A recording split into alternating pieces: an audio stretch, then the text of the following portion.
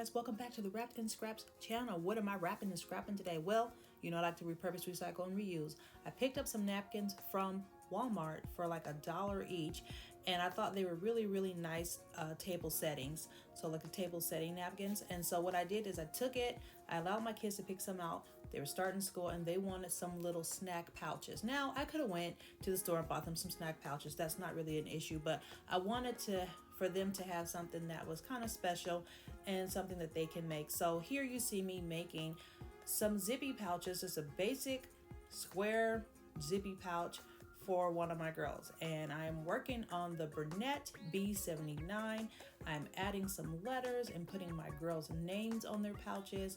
And the one that's filming this for me is my middle oldest daughter, and I was showing her how to do it.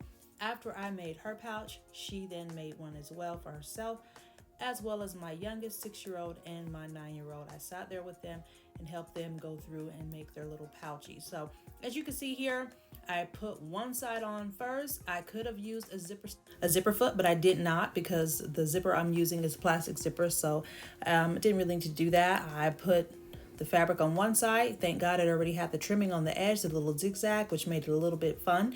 And I put the zipper on one side, flipped it over, put the zipper on the other side, zipper facing up, fabric facing up. Now those two are sewn together. Now we're going to flip it face to face and we're going to sew along the side. So that will be our next thing to do. Now you do want to unzip the zipper because you don't want to sew the whole pouch together and not be able to get in the pouch to flip it over. So as you can see here, I'm starting at the top. I'm just going to stitch down and hit all 3 corners, just stitching around. And we, my friends, are going to have a pouch really quickly. And again, I wanted to share this video because I know a lot of people have the longer tutorials. This is just a pretty kind of watch and see, do as I do type of tutorial. It's really quick, really simple. And I thought it was just great because here's the thing with these pouches, you guys. You can make them as small or as big as you want. I find that sometimes I haven't done any recently, but I'm going to start making some to store things around the house, maybe under sinks and things like that. You can find some fabric from the fabric store, maybe in the clearance section that you kind of like, and go and buy yourself a nice 22-inch zipper or however long of a zipper you need, and make some storage bags to house some of the things that you usually don't use a lot. Or you can use them like I'm using it today here for a snack bag. Now you could sew in insulation if you want to keep it cool. I didn't do that because this is just really for their like apples and their little chips and things like that.